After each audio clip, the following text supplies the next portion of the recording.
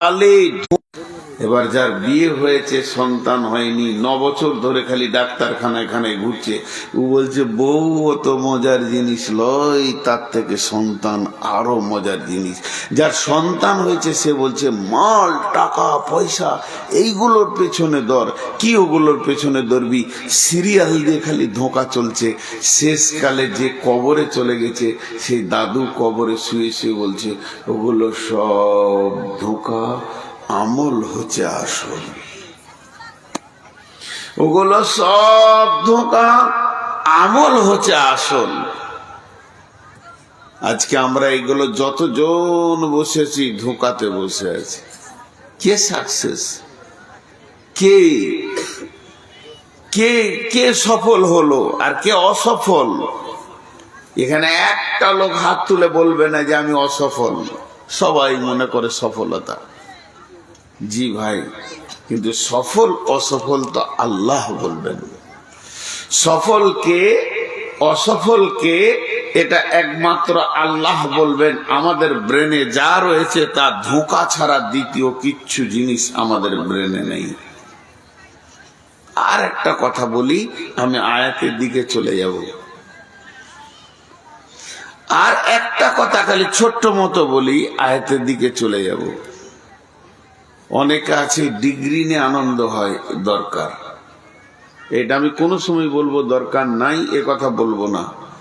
আমি মাধ্যমিকে স্কলার হয়েছি, আমি এইচএসে গোটা ভারতবর্ষে 1 নম্বর হয়েছি, আমি গ্র্যাজুয়েশন করেছি, আমি মাস্টার্স করেছি, আমি এমএ করেছি, এমএসসি করেছি, এমএম করেছি, এমকম করেছি, এমডি করেছি, আমি এমবিবিএস করেছি, এফআরসিএস করেছি। এগুলো সব ডিগ্রির নাম। এলএলবি করেছি। আমি বড় মৌলানা, আমি বড় মুফতি, আমি বড় মুহাদ্দিস। আমি মক্তবে পড়েছি, মাদ্রাসায় পড়েছি, জামিয়াতে পড়েছি, মদিনা ভার্সিটি থেকে ডক্টরেট করেছি, ডক্টরেট হয়েছি। এগুলো হলো মানুষের ডিগ্রি। এগুলো কুকুরের নয়, এগুলো শিয়ালের নয়, এগুলো বাঁদরের নয়, এগুলো গাধার নয়, এগুলো মহিষের নয়, এগুলো মানুষের ডিগ্রি। আলহামদুলিল্লাহ, আপনি এগুলো করেছেন, খুশি হলাম। কিন্তু আপনি মানুষ হয়েছেন কিনা এ ব্যাপারে সন্দেহ আছে। কবি রবীন্দ্রনাথের কথা বলছি। কবি রবীন্দ্রনাথ বলছে তুমি হতে পারো দৈত্য দানব, তুমি হতে পারো বিরাট ইঞ্জিনিয়ার, এটা আমার স্বীকার করতে কোনো অসুবিধা নাই। আমি স্বীকার করছি তুমি বড় ইঞ্জিনিয়ার, কিন্তু তুমি মানুষ কিনা এ ব্যাপারে আমার সন্দেহ আছে। ইঞ্জিনিয়ার হওয়া আসান, মৌলানা হওয়া আসান, মুফতি হওয়া আসান, পৃথিবীর যত ডিগ্রি আছে সবগুলো হওয়া আসান, কিন্তু মানুষ হওয়া বড় কঠিন। মানুষ হওয়া বড় কঠিন। এবার আল্লাহ বলছেন বিসমিল্লাহির রহমানির রহিম ফাআম্মা মান উতিয়া কিতাবাহু বিয়ামিনিহি ফাসাওফা ইউহাসাবু হিসাবান ইয়াসীরা وينقلب إلى أهله مسرورا وأما من أوتي كتابه وراء ظهره فسوف يدعو ثبورا ويصلى سعيرا। আপনাদের সামনে কামিয়াবের আয়াত পড়লাম, খালি একটুকু আপনারা আমার সঙ্গে ধ্যান দিবেন। একটুকু যারা মনোযোগ দিয়ে শুনছেন, আমি আল্লাহর কাছে এটা বিশ্বাস করি, আল্লাহর উপরে আমার ভরসা আছে, কিছু পাবেন আজকে। ভাইরা আমার, আল্লাহ তাবারাক ওয়া তাআলা বললেন সব থেকে বড় সাকসেস কে, সব থেকে বড় লাভবান কে? কে আল্লাহর নজরে সফল কাম হয়ে গেল, সফলতা পেয়ে গেল। আর কে সফলতা পেল না, কে নাকাম হয়ে গেল, ফেঁসে গেল, জীবন জ্বলে গেল, চলে গেল। এই দুটির ভাগ আল্লাহ বলে দিলেন। অতএব সফলতাকে, সফল কামকে এটা আল্লাহ বলবেন। দেখেন, এটা হলো কোরআন, এটা হলো কোরআন। এটা নাজিল শুরু হয়েছে কোথায়? গারে হিরাতে। এটা শেষ হলো কোথায়? আরাফাতের ময়দানে। কোরআন একদিন শুরু হলো নাজিল হওয়া, কোরআন একদিন শেষ হয়ে গেল নাজিল হওয়া। আর নতুন করে আয়াত হয় না, আর কোরআন আসবে না, আর নতুন আয়াত হবেও না। রাসূলুল্লাহ সাল্লাল্লাহু আলাইহি ওয়াসাল্লাম যেদিন নবী হয়ে মুখ খুললেন, সেই দিন থেকে হাদিস শুরু হলো। আর আল্লাহর নবী মারা গেছেন, আর হাদিস নতুন তৈরি হবে না, আর হাদিস আসবে না। তাহলে দুটো জিনিস ক্লোজ হয়ে গেল, বন্ধ হয়ে গেল। কিন্তু বন্ধুরে, কিন্তু বন্ধু, আজ থেকে 1450 বছর আগে, একদিন দুদিন নয়, 1450 বছর আগে আল্লাহ তার বান্দাদেরকে সফলতার ডাক দিয়েছেন। বিশ্ব বান্দারে আয়, সফলতা নিবিতা আয়। কোরআনের আয়াত নাজিল শুরু হয়ে গেল, ওটা বন্ধ হয়ে গেল। যতগুলি আয়াত আমাদের দরকার আল্লাহ দিয়ে দিয়েছেন, সব আমরা পেয়ে গেছি। আর নতুন আয়াতের দরকার হবে না। তেমনি নবীজিকে দিয়ে যতগুলো হাদিস প্রয়োজন ছিল কমপ্লিট হয়ে গেল। আর আমাদের নবী পৃথিবীতে আসবেন না, নতুন হাদিস তৈরি হবে না। কিন্তু সেই জামানা থেকে একটা সফলতার ডাক আল্লাহ তার আর এক বান্দাকে দেয়। ওই ডাকটা যে শুরু হয়েছে, আজও বন্ধ নাই, কালও বন্ধ হবে না। গতকাল বন্ধ ছিল না, আগামীকাল বন্ধ হবে না, আগামী পরশু বন্ধ হবে না। যতদিন না পশ্চিমে সূর্য উঠেছে, অতদিন ওই ডাকটা বন্ধ হবে না। তাহলে সফলতার গুরুত্ব কত? সফলতার গুরুত্ব কত? আরেকবার বলছি, মাথার মগজে একটুকু ঢোকানোর জন্য বলে দিচ্ছি, সফল হওয়া আল্লাহ চাইছে তুই বেঁচে যা, তুই বেঁচে যা, তুই বেঁচে যা।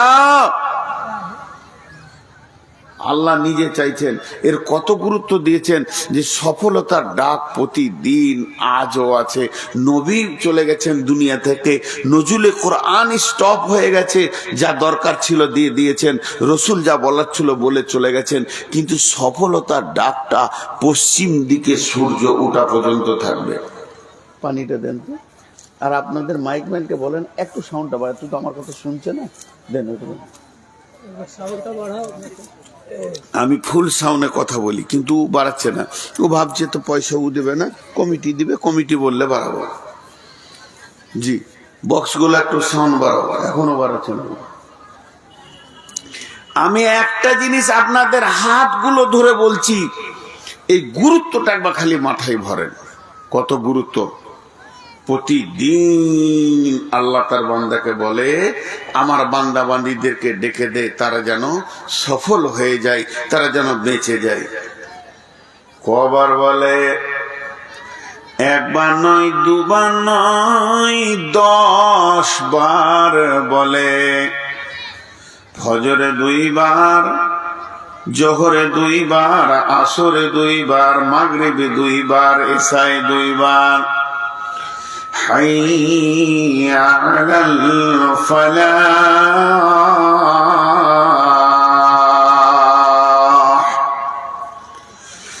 حي على الفلاح।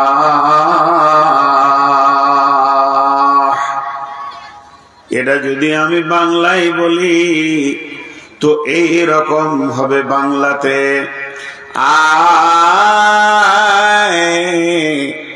আয় সফলতা নিবি তাই, বাঁচবি তাই, ফাঁসবি না বাঁচবি, বিপদে পড়বি না বেঁচে যাবি, আয় আয় আয়। এটা ডাকছেন কি? এটা মানুষ ডাকেনি, আল্লাহ ডাকছেন। তারা গোলামকে দিয়ে বলছে, আমার যে গোলামগুলো ফেঁসে রয়েছে, বিপদের মধ্যে রয়েছে, তারা বুঝতে পারছে না বিপদের রাস্তাতে হাঁটতে রয়েছে, তাদের অসফলতা যখন দেখবে তারা তখন পস্তাবে। তা আমাকে যেন দোষ না দেয়, আমি প্রতিদিন আমার বান্দাদেরকে আর একটা বান্দাকে বলি, তুই ডেকে দে, তুই ডেকে দে। 10 বার ডাকা হয়, আয় আয় সফল কাম লিবি তো আয়।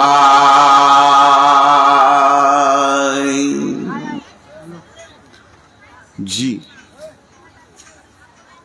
সফল কাম হবি তো আয়। 10 বার ডাকে। আল্লাহ বলছেন, فَأَمَّا مَنْ أُوتِيَ كِتَابَهُ بِيَمِينِهِ فَسَوْفَ يُحَاسَبُ حِسَابًا يَسِيرًا وَيَنْقَلِبُ إِلَى أَهْلِهِ مَسْرُورًا। ওরে আমার বান্দারে, ওরে আমার বান্দিরে, তুমি একবার মাধ্যমিকে সার্টিফিকেট তুলেছো, একবার এইচএসে তুলেছো, একবার সার্টিফিকেট নিয়েছো তুমি উচ্চ মাধ্যমিকে, একবার নিয়েছো বিএ পাস করতে গিয়ে, একবার নেমেছো মাস্টার পাস করতে গিয়ে, একবার সার্টিফিকেট পেয়েছো তুমি আলেমে, একবার পেয়েছো তুমি ফাজেলে, একবার পেয়েছো এমডিতে, একবার পেয়েছো এমবিবিএসে। পৃথিবীর যত সার্টিফিকেট আছে সবগুলো যদি জমা করে দাও, আমি আল্লাহ তোমাকে সফলতা দিব না। আমার কাছে যদি সফলতা নিতে হয়, পৃথিবীর যতজন তোমাকে সার্টিফিকেট দিয়েছে আমি ওর ব্যাপারে কোনো কথা বলছি না। একদিন আমি সার্টিফিকেট দেব, ওইটা যেদিন তুমি ডান হাতে পাবে সেই দিন তুমি জেনে নাও তুমি সফল হয়ে গেছো, তুমি বেঁচে গেছো, বেঁচে গেছো। ওটা যদি বাম হাতে পড়ে যায় তাহলে তুমি ফেঁসে গেছো, ফেঁসে গেছো, ফেঁসে গেছো। যখন মানুষকে ডান হাতে সার্টিফিকেট দেওয়া হবে, فَأَمَّا مَنْ أُوتِيَ كِتَابَهُ بِيَمِينِهِ, ডান হাতে সার্টিফিকেট পাওয়ার সঙ্গে সঙ্গে সে কি করবে? فَسَوْفَ يُحَاسَبُ حِسَابًا يَسِيرًا, ওর হিসাবটা অতি আসানে হয়ে যাবে। وَيَنْقَلِبُ إِلَى أَهْلِهِ مَسْرُورًا, ও দৌড়ে বেড়াবে কিয়ামতের মাঠে আর বলবে, আমি কামিয়াব, আমি কামিয়াব, আমি কামিয়াব, আমি বেঁচে গেছি, আমি বেঁচে গেছি, আমি বেঁচে গেছি। আর সেই লোকটা হয়ে গেল প্রকৃত সফল। ও আম্মা মান উতিয়া কিতাবাহু বিওয়ারাহি, যার আমলনামাটা বাম হাতে করে পেছন দিকে দেওয়া হবে, ওই লোকটা কি করবে? ওয়ায়াদউ সুবুরা ওয়ায়াসলা সাইরা, তার পেছনে যখনই বাম হাতে সার্টিফিকেট দেওয়া হবে সে বুঝে নেবে আমি ফেঁসে গেলাম, আমি ফেঁসে গেলাম, আমি ফেঁসে গেলাম। ও তখন মতকে ডাকবে, মত কোথা আছিস আয়। মতকে কেন ডাকবে ভাই আমার? আজকে মানুষ জান দিয়ে মেহনত করে আমি মত থেকে কি করে বাঁচবো, কেউ মরতে চাই না, কারণ মত থেকে বাঁচাই হলো সব থেকে বড় মেহনত। আর ওই দিন সে মতকে ডাকবে। কেন মতকে ডাকবে?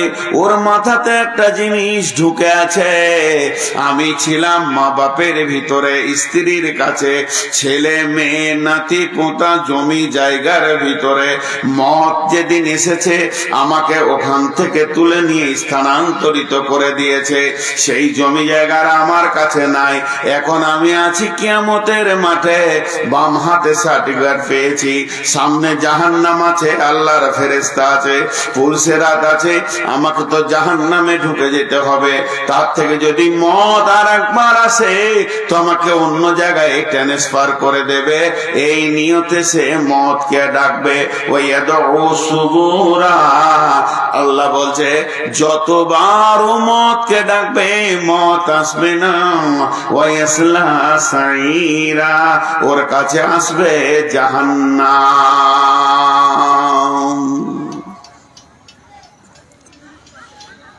সফল তো সেই দিন বোঝা যাবে।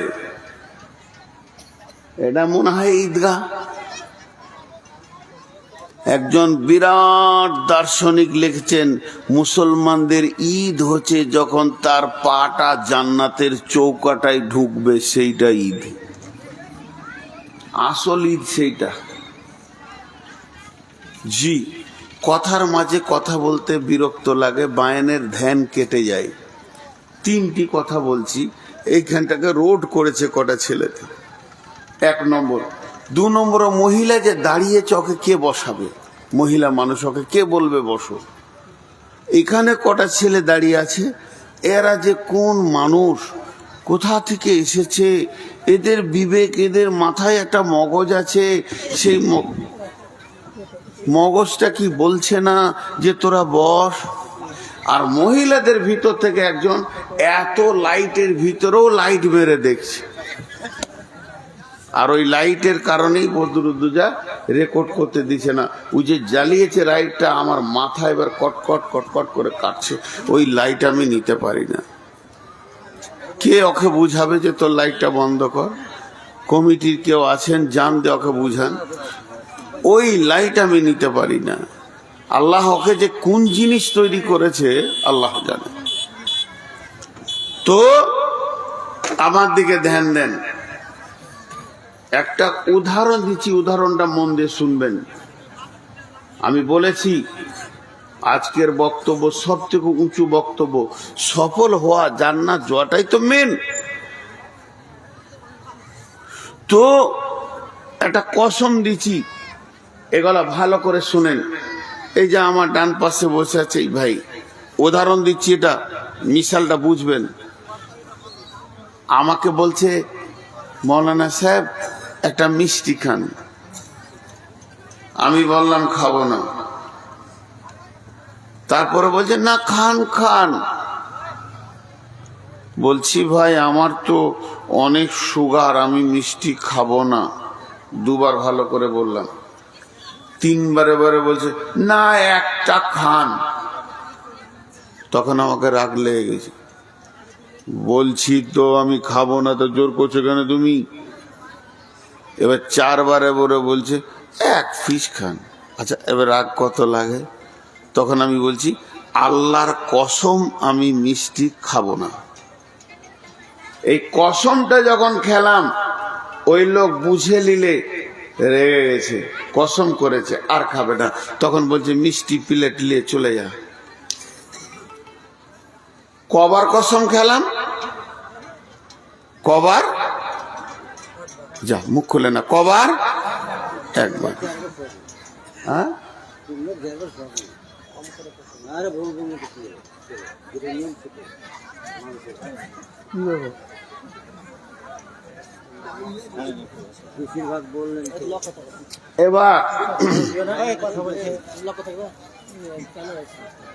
এবার এই যে মুরব্বী আমার পাশে বসে আছেন, খুব ধ্যান দিয়ে শুনবেন। 2টো কসমের কথা বলবো। এই কসমটা 1 বার খেয়েছি, আপনার মনে আছে তো? ইনি আমাকে এমন একটা কথা বলছেন যে আমার প্যাস্টিজে লেগে গেল। কি কথা জানেন? বলছেন নূর মোহাম্মদ, আমি শুনলাম নাকি আপনি শামসিতে কারো পকেট মেরেছেন, একটা মোবাইল চুরি করেছিলেন। শালা আর মান সম্মান থাকে না? তখন আমি রেগে গিয়ে বলছি আল্লাহর কসম, আল্লাহর কসম, আল্লাহর কসম, আল্লাহর কসম, আল্লাহর কসম, আল্লাহর কসম। 11 বার কসম খেয়ে বলছি আমি এই কাজ করিনি। মানে ওইটা রাগের চাপ বেশি ছিল, ওই জন্য কসম বেশি খেয়েছি। এটা রাগের চাপ কম ছিল, কম খেয়েছি। কথা বোঝাতে পারলাম? এরা বুঝতে পারছে না তো, উত্তরও দিচ্ছে না। কথা বোঝাতে পারলাম? এবার দেখেন আল্লাহ কসম খেয়েছেন, বিসমিল্লাহির রহমানির রহিম। মা আমার, বোন আমার, একটা মিনিট কথাগুলো বোঝার চেষ্টা করেন।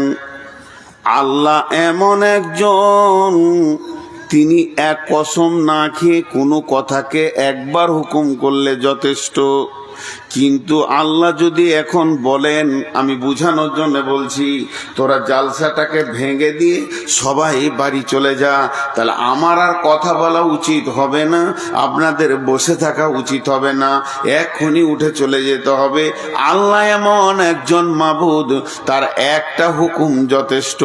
ওই রকম মাবুদ আমাদেরকে 11 বার কসম খেয়েছেন। কসম খেয়ে কি বলছেন? ছোট্ট মতো একটা কথা বলছেন, এত বড় কসম, কসমটা বিরাট বড় আর কথাটা অতি ছোট।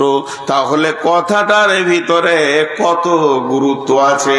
আপনাদের হাতগুলো দিয়ে বলছি, হাত ধরে বলছি, ভাই আমার, মা আমার, বোন আমার, এই আল্লাহর কথাটা গুরুত্ব দেন। আল্লাহ 11 বার কসম করে একটা ছোট্ট মতো কথা বলছেন। ওই কথাটা কত গুরুত্ব যে আল্লাহর মতো মাবুদকে 11 বার কসম করেছেন। বিসমিল্লাহির রহমানির রহিম। ওয়াশ-শামসি ওয়া দুহাহা ওয়াল والنهار إذا دلاها والليل إذا يغشاها والسماء وما بناها والأرض وما طحاها ونفس وما سواها فألهمها فجورها وتقواها قد أفلح من زكاها وقد خاب من دساها। 11টা কসম করার পর মাত্র ছোট দুটি কথা বললেন, কাদ আফলাহা মান যাক্কাহা ওয়া কাদ খাবা মান দাসাহা। বাস এই দুটো কথা বলছে। আর একবার বলি, আপনারা বুঝতে পারবেন কথাটা কত লম্বা। কাদ আফলাহা মান যাক্কাহা ওয়া কাদ খাবা মান দাসাহা।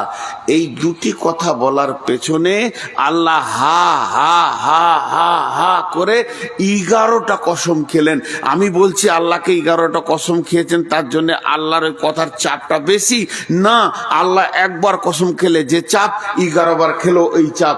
কিন্তু আমাদের অভ্যাস খারাপ, আমরা মানুষের জাত, আমাদের অভ্যাসটা এত নীচ, আমাদের চলন এত খারাপ, কেউ কসম না করলে ওই কথাটা বিশ্বাস আমাদের কম হয়।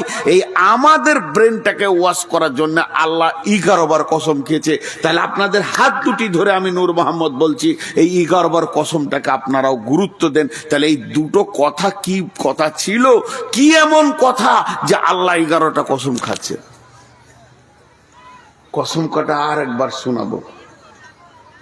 والشمس وضحاها والقمر إذا تلاها والنهار إذا جلاها والليل إذا يغشاها والسماء وما بناها والأرض وما طحاها ونفس وما سواها فألهمها فجورها وتقواها।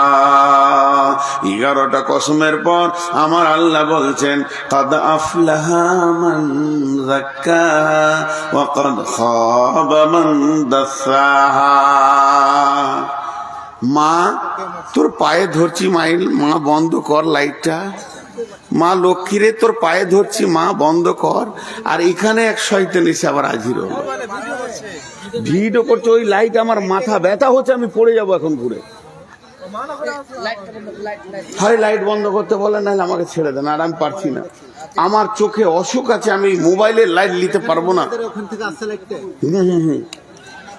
ওই মেয়েটা যে কত খবিশ মেয়ে।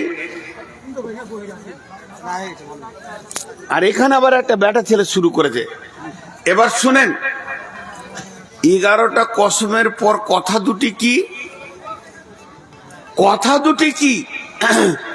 এত লম্বা কসমের কথা দুটি কি? আল্লাহ বলছেন قد أفلح من زكاها وقد خاب من دساها। যে পাক আছে সে বেঁচে যাবে, যে না পাক আছে সে ফেঁসে যাবে। চুরি করবে, ডাকাতি করবে, জেনা করবে, ব্যভিচার করবে, লুচ্চামি করবে, সুদ খাবে, মদ খাবে, এত কথা বলেনি আল্লাহ, খালি ছোট কথা বলেন, যে ব্যক্তি পবিত্র আছে বেঁচে যাবে, যে ব্যক্তি নাপাক আছে ফেঁসে যাবে। আল্লাহ 11টা কসমের পর দুটি কথা বললেন, قد أفلح من زكاها, যে ব্যক্তি পবিত্র আছে, সাফ সুতরা আছে, সে বেঁচে যাবে। وقد خاب من دساها, যে ব্যক্তি নাপাক আছে, যার গায়ে ময়লা আছে, নোংরা আছে, ওই লোকটা ফেঁসে যাবে। আর আল্লাহ তাবারাক ওয়া তাআলা এই বাঁচার জন্য প্রতিদিন 10 বার ডাকছে আর বলছে, হে আমার গোলামের দল, তোরা বেঁচে যা, বাঁচবি তো আয়, বাঁচবি তো আয়, সফলতা লিবি তো আয়। সফলতা পাবো কি করে? ওই আল্লাহ বলে দিলেন, যে পাক থাকবে ও বেঁচে যাবে, যে না পাক থাকবে সে ফেঁসে যাবে।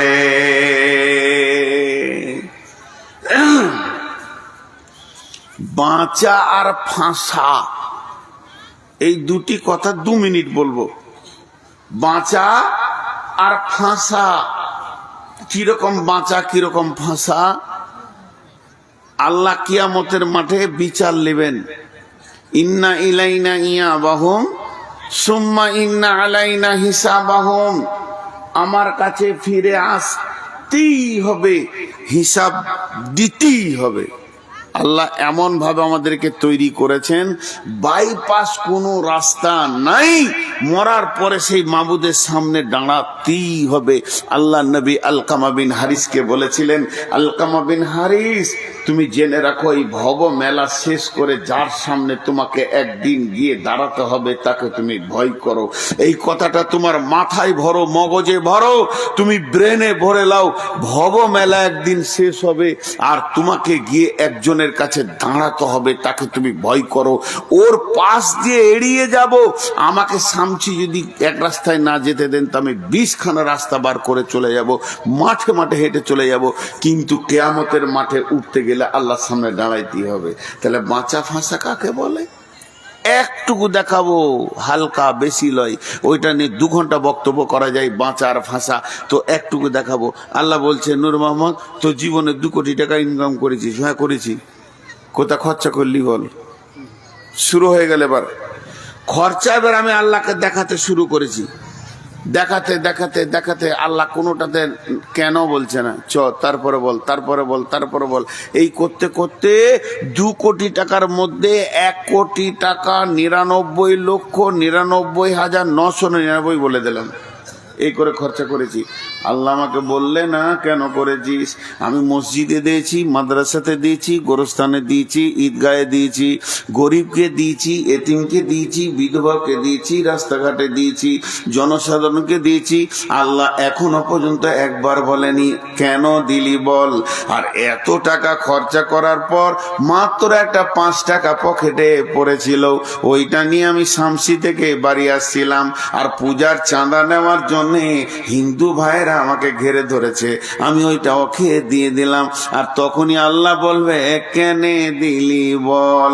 এই যে আল্লাহ একবার যদি কারু জীবনের ওপরে কেন বলে দেয় কিয়ামতের মাঠে, এটা কেন করলি বল। আজকে এখানে হলদিবাড়িতে জালসা, ইচ্ছা করে আমি আসিনি, আমার মন চাই নাই, আমি আসিনি, আমি ঘুমিয়ে বাড়িতে কাটালাম। পরে 1 মাস পর পাশে জালসা করতেছি চিতারানগরে, হলদিবাড়ির কমিটি যে বলছে আপনি এলেন না কেন, বলেন আমাদের বড় বিপদ হয়ে গেল, আপনি এলেন না কেন? এই কথাটা এরা 5 জন 10 জন বড় বড় মাথাওয়ালা গিয়ে আমাকে প্রশ্ন করছে।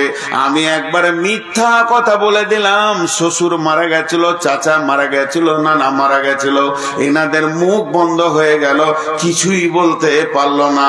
তার মানে পৃথিবীর যত বড় ব্রেনিয়ান হোক না কেন, সে যদি আপনাকে কেন প্রশ্ন করে, ওই কেনটাকে টপকিয়ে দেওয়া হবে, ডান দিকে মা দিকে সত্য মিথ্যা বলে টপকিয়ে দেওয়া হবে, সে তোমাকে ধরতে পারবে না। তবে জেনে নাও, কিয়ামতের দিন আল্লাহ যখন বলবে তুই এটা করেছিলি কেন, নবীজি বলছেন আল্লাহর মুখ থেকে কেন বের হয়ে যাওয়া মানে তোমার ফেঁসে যাওয়া। তুমি জেনে নাও আল্লাহর কেনটাকে টপকাবার ক্ষমতা কার নাই। তুমি কি করছিলে, সেই অবস্থায় কোথা ছিলে, কেন ছিলে, কি করছিলে, সব কথা আল্লাহ জানে।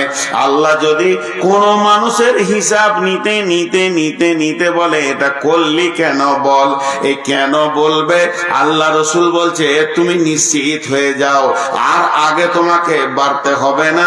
আল্লাহ কেন বলে দিয়েছে মানে তুমি ফেঁসে গেছো, তোমাকে জাহান্নাম চলে যেতে হবে, এ ব্যাপারে তুমি নিশ্চিত হয়ে যাও।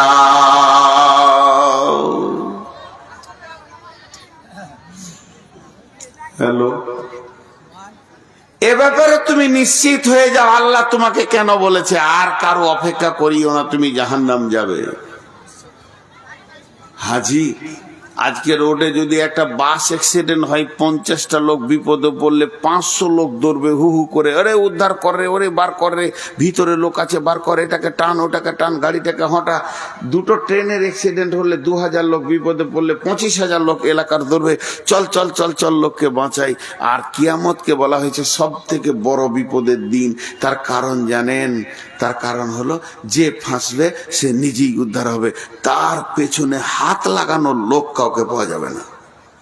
লা তামলিকু নাফসুন লিনাফসিন শাইআ ওয়াল আমরু ইয়াউমাইযিন লিল্লাহ। আল্লাহ বলছে ওই দিন বাঁচার মতো ব্যবস্থা কর, ওই দিন তুই ফাঁসাস না নিজেকে, ফাঁসবি তো শেষ হয়ে যাবে। ওই দিন বাঁচার ব্যবস্থা কর।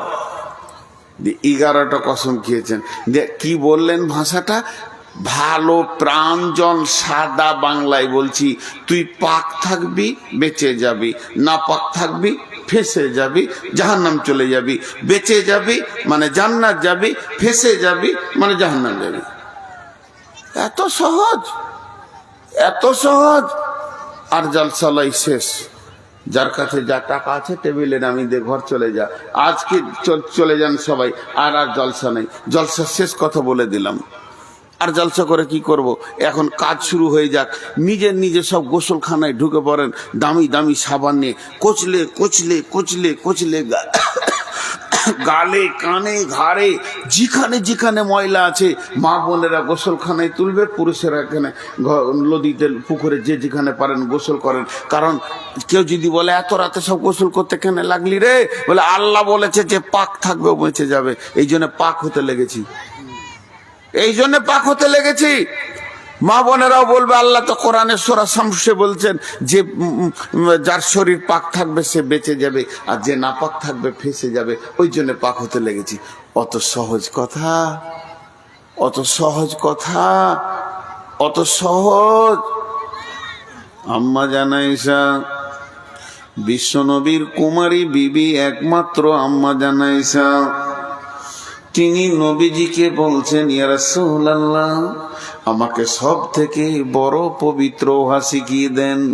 ছোটখাটো পাক আমি হব না, এমন পাক হব যে আমার গায়ে একটা ময়লার দাগ থাকবে না। নবীজি বললেন আয়েশা রে, সব থেকে বড় পাক হচ্ছে রুজিকে পবিত্র করো, নিজেকে হারাম থেকে বাঁচাও। তার কারণ হচ্ছে আমি নূর মোহাম্মদের পাঞ্জাবিতে যদি কুকুরে পেশাব করে দেয়, শুকরের পায়খানা লেগে যায়, মানুষের পেশাব পায়খানাও লেগে যায়, সাবান দিব পাক হয়ে যাব, আবার গোসল করব, নামাজ পড়ব। মেয়েদের মেন্স হবে, নাপাক ছিল আবার পাক হয়ে যাবে, ছেলে মেয়ে মিলন ঘটে যাবে, নাপাক হয়ে যাবে আবার পাক হয়ে যাবে। সব জিনিসের পাক হওয়া বড় আসান। গোসল করে নেব, সাবান মেখে নেব, প্রসেসিংয়ে পাক হয়ে যাব। কিন্তু বন্ধুরে, যদি এক মুঠো বলিনি, একটা দানা যদি ভিতরে ঢুকে গেছে হারাম, ওই দানা থেকে রক্ত হবে, মাংস হবে, শরীরে হাড্ডি হবে, ওই দেহটাকে, ওই হারামখোরের দেহটাকে পৃথিবীর কোন সমুদ্র পাক করে দিতে পারবে না, কোন নদী পাক করে দিতে পারবে না।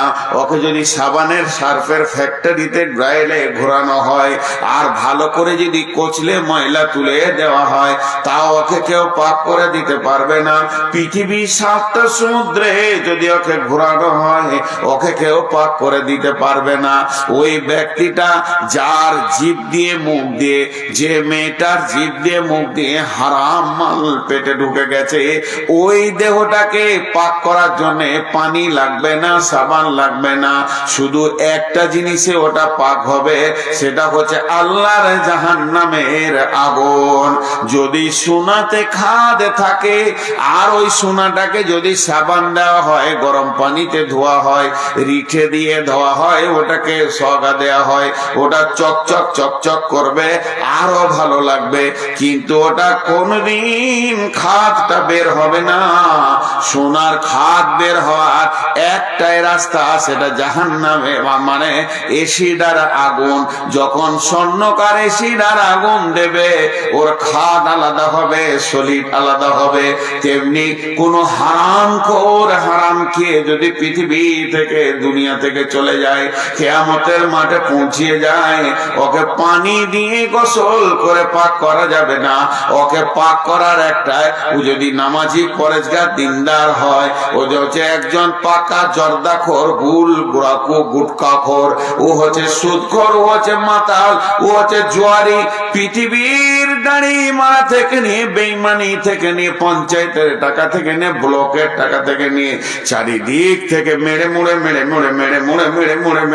যে হারাম খেয়েছে, ওই ব্যক্তিটাকে পৃথিবীর কেউ সাবান দিয়ে পাক করে দিতে পারবে না। ওকে জাহান্নামের আগুনেই পাক করা হয়। যদিও সে 5 ওয়াক্তের নামাজি হয়, রোজা রাখনেওয়ালা হয়, সলিড সোনাকে তখনই আল্লাহ আনবেন, ওর ভিতর থেকে হারামটাকে আগুনে বের করবেন। ওরে আমার মা রে, ওরে আমার বোন রে, তাহলে আম্মা জানায়সাকে নবীজি বললেন সব থেকে বড় পাক হলো রুজিকে পাক করা। আর আল্লাহ বলছেন, কাদ আফলাহা মান যাক্কাহা ওয়া কাদ খাবা মান দাসাহা। যে পাক থাকবে সে বেঁচে যাবে, আর যে নাপাক থাকবে সে ফেঁসে যাবে। এক কথাই বলি আপনাদেরকে, পৃথিবীর বুকে যত নেগেটিভ আছে হারাম, তার থেকে বাঁচতে হবে। সহজ কথা, পৃথিবীর বুকে যত হারাম, তার থেকে বাঁচতে হবে।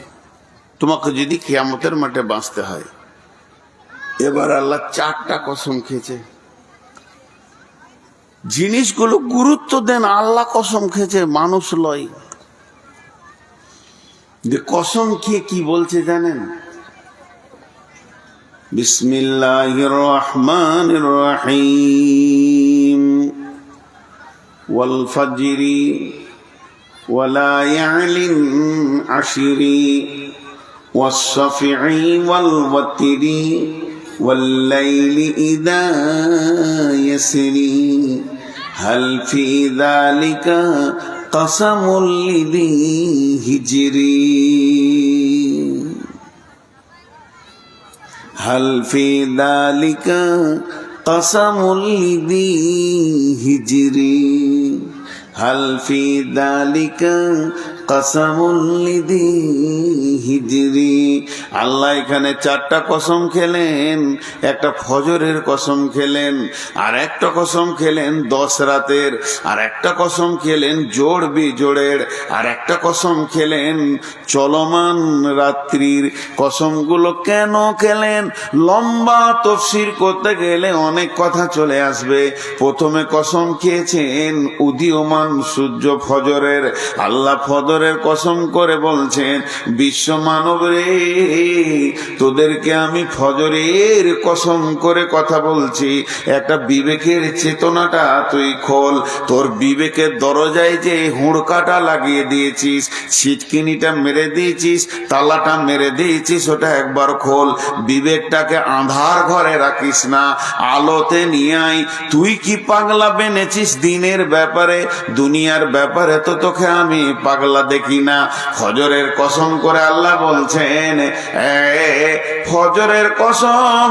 সকাল বেলায় মানুষ তার জিন্দেগির প্ল্যান পরিকল্পনা বানায়। অতএব আমি তোদেরকে ফজরে শুভ সকালেই তোদেরকে আমি সাবধানতা দিচ্ছি। সকালে উঠিয়া আমি মনে মনে বলি, আমি যেন সারাদিন ভালো হয়ে চলি। আদেশ করে যাহা মোর গুরুজনে, আমি যেন সেই কথা করি ভালো মনে, মানি ভালো মনে। তুই সকালবেলায় এরাদা করছিস মাঠে যাব, ধান আনবো, ভুট্টা জমিতে যাব, কাজ করব, মার্কেটে যাব, হাটে যাব, বাজারে যাব। তোর ব্রেনে 14টা থেকে 18টা, 16টা, 25টা প্ল্যান তৈরি হলো। ওই প্ল্যানের সাথে আল্লাহর প্ল্যানটা ভরেলে সারা জীবনে যা করেছি। আজকে যে নতুন সূর্য দেখলাম, এই সূর্যের নতুন সম্মান হচ্ছে। আমি কোনোদিন আজকে সারা দিনটা হারাম খাবো না, মিথ্যা কথা বলবো না, কাউকে ধোঁকা দিব না। তুই একবার নিজের জিন্দেগির প্ল্যানটা তৈরি কর, তাহলে তোর রাস্তাটা আস্তে আস্তে আস্তে আস্তে আস্তে আস্তে একদিন দিনের দিকে চলে আসবে রে গোলাম। এর জন্য আল্লাহ ফজরের কসম করলেন। আবার আর একটা সূরা আছে, সূরাটার নাম হলো আসর। আল্লাহ 2টি সময়ের নামে 2টি সূরাকে নাজিল করেছেন। একটা হলো সূর্য ওঠার সময়, একটা সূর্য ডোবার সময়। এই জন্য একজন ইসলামী চিন্তাবিদ, বড় দার্শনিক বলছে, পৃথিবীর মানুষরে, সূর্য তোমার সঙ্গে 2বার কথা বলে। সকালে যখন উঠে তখন দুনিয়াবাসীকে বলে, দুনিয়াবাসী রে, তোদের কপাল ভালো, আজকে রাত্রিতে তোরা লাশ হয়ে যাসনি। তোদের কপাল ভালো, তোরা আবার পেয়ে গেলে একটা দিন। তওবা করে নে, তওবা করে নে। যখন সূর্য পশ্চিম দিকে ডুবে তখন দুনিয়াওয়ালাকে বলে, দুনিয়াবাসী রে, তোদের কাছ থেকে আমি আজকে একটা দিনকে কেটে ফেলে দিলাম, তোকে একদিনের রাস্তায় কবরের দিকে আগিয়ে দিলাম। এখনো কি তুই হারাম কর হয়ে থাকবি? হারাম ছাড়বি না। এরপরে আল্লাহ 10 রাতের কসম করছেন। 10 রাত বলতে একজন মুফাসসিরিন বলছে, কোন 10 রাত, কোন 10 রাত?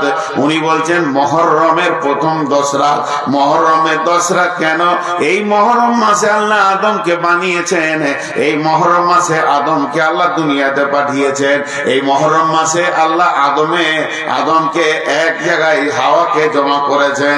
এই মুহররম মাসে পৃথিবী তৈরি হয়েছে, মুহররম মাসে ধ্বংস হবে। তাই মুহররমে 10টা কসম খেয়েছেন। আর একজন মুফাসসির বলছেন, না, শুনে নাও, 10 রাত্রির কসম মানে রমজানের শেষ 10 রাতের কসম। ওখানে রয়েছে শাবে কদর। শাবে কদরে মানুষের তওবা কবুল হয়, মানুষের নেকি লেখা হয়। রমজান মাসে মানুষ তওবা করে, হারাম ছাড়, হারাম ছাড়। এর জন্য ওই 10 রাতের কসম খেয়েছে। আর একজন মুফাসসিরিন বলছেন, না, এই 10 রাত বলতে জিলহিজ্জা মাসের প্রথম 10 রাত। এই 10 রাতে বড় বড় পাপীদেরকে মাফ করা হয়। আরাফাতের ময়দানে সব থেকে বড় ক্ষমা করে মানুষকে মাসুম বাচ্চা বানানো হয়। অতএব হারাম কর, তোদের জন্য এখনো রাস্তা রয়েছে। আল্লাহ 10 রাত্রির কসম খেলেন, এরপরে জোরের কসম খেলেন, বিজোরের কসম খেলেন। তারপরে আল্লাহ কসম খাচ্ছেন, চলমান রাত্রি যখন গভীর হয় তখন মানুষ বেঈমানি আর ইমানদার 2জন জাগে।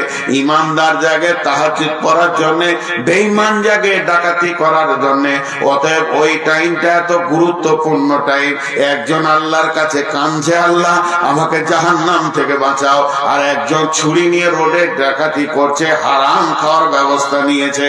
আল্লাহ এইগুলো কসম খাওয়ার পর বলছে, হাল ফি যালিকা কসমুল লিযি হিজরি, হাল ফি যালিকা কসমুল লিযি হিজরি, হাল ফি যালিকা কসমুল লিযি হিজর। হিজর আরবিতে হিজর মানে হচ্ছে বিবেকবান, সক্রিয়, ব্রেনওয়ালা, বুদ্ধিওয়ালা। হাজি, ছোট্ট একটি কথা বলছি, যে কটা মহিলা বসে আছে আর যে কটা পুরুষ আপনারা বসে আছেন, আপনাদের বিবেকে কি পোকা লেগে গেছে? বিবেকগুলো কি পচে গেছে? আপনারা কি পাগল? আপনারা কি নোংরা লোক বসে আছেন? ঘর যান না। আল্লাহ বলছে এরাই বিবেকবান। শীতকে মুখে লাত মেরেছে, উপেক্ষা করেছে, হাওয়াকে উপেক্ষা করেছে, আর বসে আছে আমার কালাম পাক শোনার জন্য। এরাই বিবেকবান। এদেরকে পাগল বলবি তুই? কেন পাগল বলবি? এদের মাথায় যদি এই কথাগুলো না ঢুকতো, আমি যদি এখন পারিবারিক গল্প করি, আমার বউ এমন, আমার বিটি এমন, আমার জামাই এমন, আমি এটা ভালোবাসি, আমার বউ এটা ভালোবাসে, আপনার 3 মিনিটে উঠে পালাবে না, বলবে তুই ঘরে গল্প কর গা, আমরা চললাম ঘর। কিন্তু এখন কোরআন বলছি বলে বসে আছে। আল্লাহ এদেরকে জ্ঞানী বলছেন, এই জ্ঞানী, তোদের কি কসম গলা কাজে লাগছে না?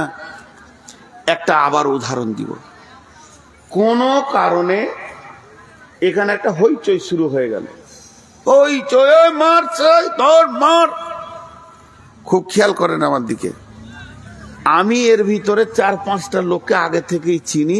এরা বিএ পাস, MA পাস। 8-10টা ছেলে আমার সামনে হাজির, খুব পরিচিত। বাকি গলাকে চিনি না, লেখাপড়া না, মূর্খ, বুঝি না, ওদিকে আমার মাথা ঢুকছে না। তো যখন এই হইচই শুরু হচ্ছে, তো আমার সামনে 4টা মূর্খ আছে, সাধারণ মানুষ আছে। তারা এক কলম স্কুলে যায় নাই, মাদ্রাসায় যায় নাই, মক্তবে যায় নাই। ওরা চিল্লাইছে জোরে জোরে। আমি ওদেরকে কিছু না বলে এই শিক্ষিত 4টা ছেলের ওপরে চাপ সৃষ্টি করছি। তোমরা থাকতে এমন কেন হবে? তোদের বিবেক কি পচে গেছে? এটা কেন সামালতে পারছি না? চাপ দিচ্ছি শিক্ষিতকে, আর লাফাচ্ছে মূর্খ। এটা আমি উদাহরণ দিলাম। তা আল্লাহ ওই কথাই বলছে যে আমি 11 কসম খেলাম, আবার 4বার খেলাম। তোদের বিবেক কি পচে গেছে? তোরা কি বলতে চাইছিস? তোরা জ্ঞানী, তা আমার এই কসম গোলা কেন উপেক্ষা করছিস? বল, কেন আমার কসম বলে নিবি না? এটা আল্লাহর আফসোসের কথা। তোরা শিক্ষিত, জ্ঞানী। এখন আপনি বলবেন আমি কিছু বুঝি না, কোরআন হাদিস কিছু বুঝি না, বুঝি না, নামাজ পড়ি না, কিছু বুঝি না। এই মসজিদে যে মেয়েটা পাগলি, যে মেয়েটা খেপি, কিছু বুঝে না। যে ছেলেটা পাগলা, যে ছেলেটা খেপা, কিছু বুঝে না, ডেকে দেন আমার কাছে। ওর হাতে আমি কি দিব? 100টা টাকা দিব। দিয়ে বলবো 1 কেজি আপেল নিয়ে আয়। ও কটকট করে চলে গেল আপেলের দোকানে। ক টাকা কেজি? বলে 100 টাকা। না, একটু কম করো। কত নিবে? 1 কেজি নিব। যা 90 টাকা দিবি। ওকে 90 টাকা দিয়ে বলছে 1 কেজি আপেল দাও। আপেল ওলা দাঁড়িতে আপেল চাবাইছে, চকচকে চকচকে আপেল। এবার পেটির গায়ে লেগে একটু থিত লেগেছে, পচা লয়, কালো হয়ে আছে। ওই আপেলটা চাপিয়েছে। তখন এখান থেকে বলছে ওটা নামাও, ওটা নেবো না। আল্লাহ বলছে তুই খেপা আছিস, পেটের খেপা। আপেলে একটু দাগ লেগে গেলে তুই বলছিস নামাও, ওটা নিব না, এই আমটা পচা, এটা নামাও, এটা আমি নিব না, আমি পয়সা দিয়ে পচা কেন নিব? এইটা বুঝে এসছে। আর গুটকা খেয়েছিস, তা বুঝে আসছে না যে হারাম খেয়েছিস তুই?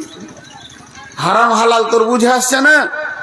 আমার সাথে পাগলামো শুরু করেছিস। তুই জর্দা খেয়েছিস, খৈনি খেয়েছিস, বিড়ি খেয়েছিস, তামাক খেয়েছিস, মদ খেয়েছিস, জুয়া খেলছিস, চুরি করে, ডাকাতি করে, ডানি মেরে, বেইমানি করে, মিথ্যে কথা বলে, যত হারামকে তুই স্বাগতম জানিয়ে দিয়েছিস, হালালের তোর খোঁজই নাই। তখন তোকে পাগলা মনে হচ্ছে যে কিছু বুঝে নেওয়ার হুঁশ নাই। আর আম কিনার সময় একটা দাগলা লিস না, তোর তো বুঝার জ্ঞান আছে রে। এই জন্য আল্লাহ বলছেন হালফি দালিকা কাসামুল লিযি হিজরি, আমার এই কসমগুলো কি বিবেকবানদের জন্য নয়?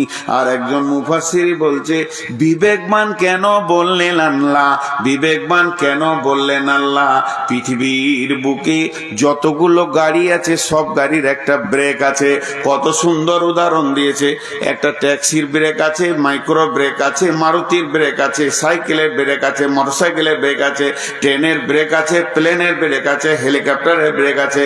পৃথিবীর বুকে যত গাড়ি আছে সব ব্রেক আছে, কিন্তু ব্রেক তো কাজে লাগবে না যদি ঘুমিয়ে যায় মানুষটা। মানে ড্রাইভার যদি ঘুমিয়ে যায় তাহলে ওর ব্রেক কাজে লাগবে না। ড্রাইভার যদি মদ খায় ওর ব্রেক কাজে লাগবে না। ড্রাইভারের ব্রেনটা যদি উইক হয়ে যায় ওর কোনো ব্রেন আর কাজে লাগবে না। আর ব্রেক যত দামি হোক আর যত নতুন হোক গাড়ি, ব্রেক কাজে লাগবে না কখন? যখন ড্রাইভারের ব্রেনটা শেষ হয়ে যাবে।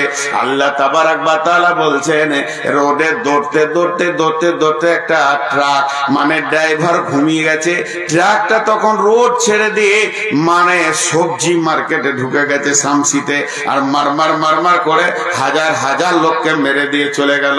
কেন না? ওর বিবেকটা শেষ হয়ে গেছিল, ঘুমিয়ে গেছিল। ট্রাকটা রোডে চলতে বেলাইন হয়ে গেছে। আল্লাহ বলছে হে বিশ্ব মানব রে, তোদেরকে আমি ব্রেন দিলাম, বুদ্ধি দিলাম, দুনিয়াটা কত সুন্দর সাজিয়ে গোছিয়ে করছিস, আর ওই ব্রেনটাকে নিয়ে আর তুই হারাম থেকে নিজেকে ব্রেক করছিস না। যত হারাম আছে তার ভিতরে তুই গাড়ি চালিয়ে দিছিস মার করে। তাহলে তোর বিবেক কি নষ্ট হয়ে গেছে? তোর বিবেক কি কোনো কাজে লাগবে না? তোদের ব্রেনের ব্রেকটা কি হলো রে? এত ঢিল কেন?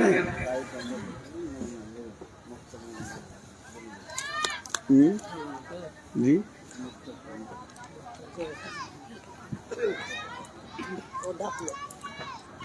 আসসালামু আলাইকুম। আমাদের প্যান্ডেলে যথেষ্ট মাংস আছে, যিনারা কিনার ইচ্ছা 200 টাকা করে কিলো হিসাবে দিচ্ছে, আপনারা নিতে পারেন। তাহলে চলে গেলে আমি জালসা করবো। শেষ মাংস শেষ, তা বললে লাভ কি হলো?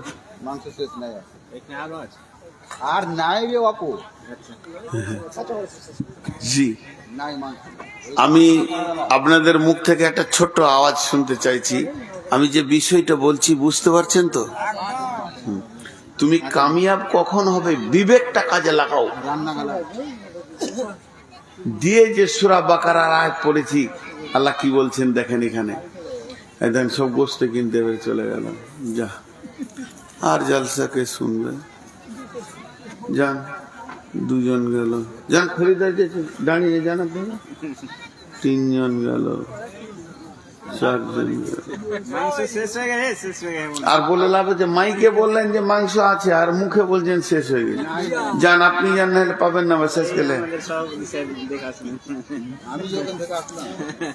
এবার আমার কথাটার দিকে একটু আগান।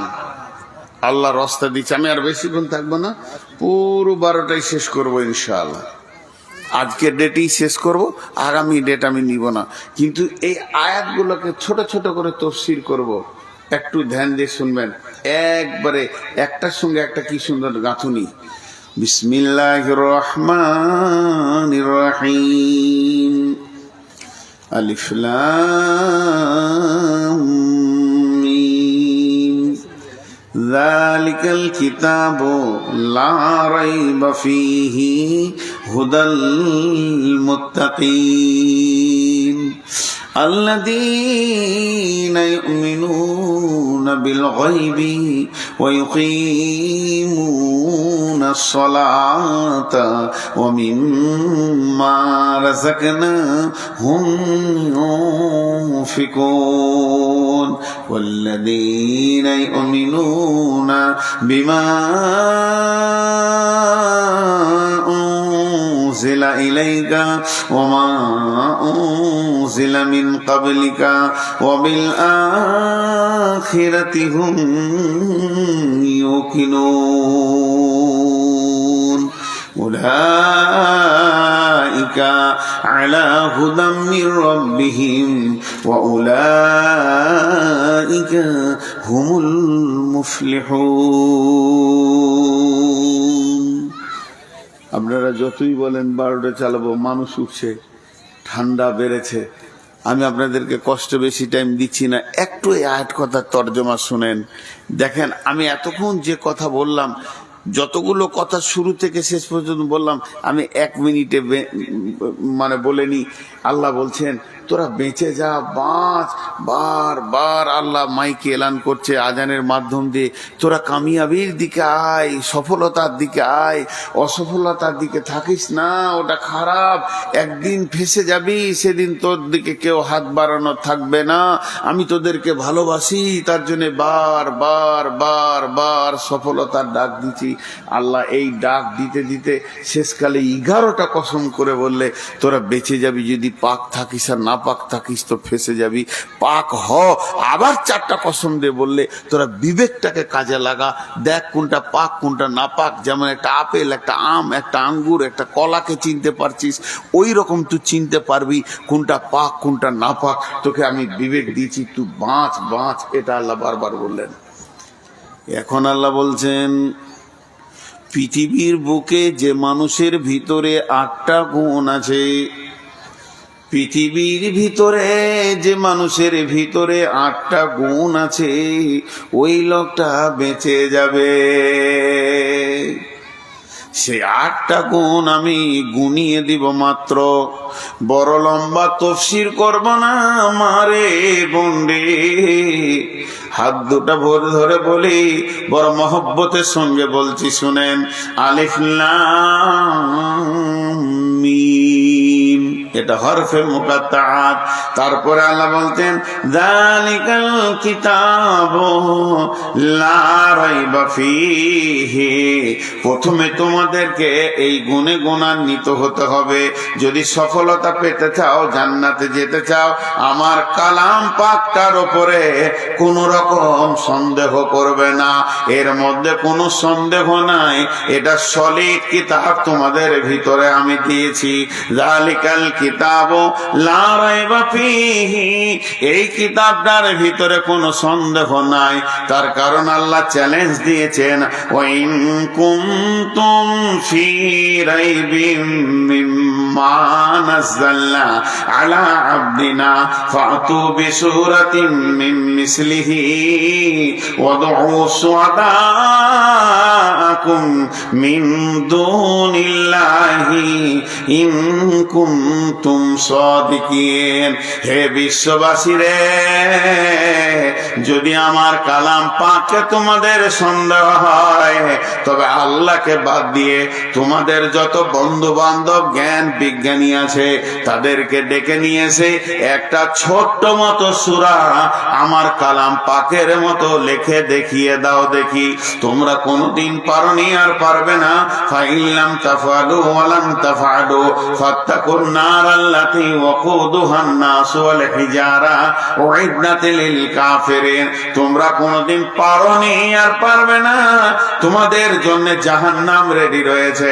শুধু তাই নয়, আবু জাহেলের মতো বেঈমান কোনদিন বলেনি যে কোরআনের মধ্যে সন্দেহ আছে। কেন বলেনি? যেহেতু আল্লাহ রসুলের উপরে আল্লাহ কোরআনকে নাযিল করেছেন আর বিশ্ব নবীকে নিরক্ষর করেছিলেন, যাতে করে কেউ না বলে দেয় যে এটা মুহাম্মাদের কথাও তো কলম লেখা আছে। অতএব আমি কোরআনকে এমন করে তোদের কাছে নাযিল করেছি, পৃথিবীর কেউ বলতে পারবে না যে কোরআনের ভিতরে সন্দেহ আছে। অতএব যদি তোমরা সফল কাম হতে চাও, সেদিন যদি তোমরা বেঁচে যেতে চাও, প্রথম নম্বরে কোরআনের উপরে সন্দেহ রাখিও না। নাম্বার 2, হুদাল লিল মুত্তাকিন, তুমি পথ পাবে, রাস্তা পাবে, জাহান্নাম থেকে বেঁচে যাবে, জান্নাতে যাবে। তোমার ভিতরে 2য় নম্বর গুণ হতে হবে আল্লাহর ভয়। আল্লাহর ভয় যতক্ষণ পর্যন্ত তোমার দিলে না সঞ্চার হবে, কোরআন থেকে তুমি লাভ নিতে পারবে না।